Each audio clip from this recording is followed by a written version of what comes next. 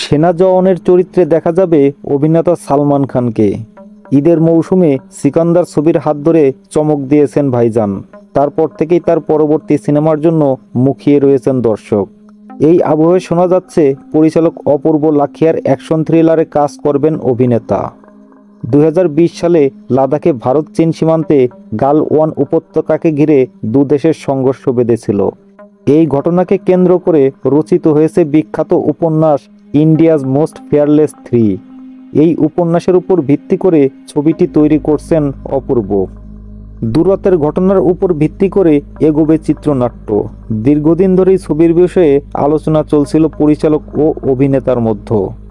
চিত্রনাট্যের কাজ শেষের পথে। সবকিছু ঠিক থাকলে আগামী জুলাই মাস থেকে শুরু হবে শুটিং।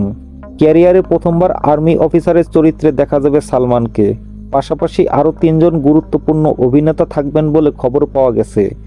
তারা প্রত্যেকেই তরুণ প্রজন্মের, যদিও এখনও সেই চরিত্রগুলোর কাস্টিং বাকি রয়েছে। সূত্রের খবর, আর কয়েকদিনের মধ্যে অপূর্ব লাদাখে যাবেন। শুটিংয়ের উপযোগী বেশ কয়েকটি লোকেশন নির্বাচন করে আসবেন তিনি। মুম্বাইয়ের স্টুডিওতেও কয়েকটি দৃশ্য শ্যুট করা হবে। নিউজ সূত্র বর্তমান, 19 মে 2025।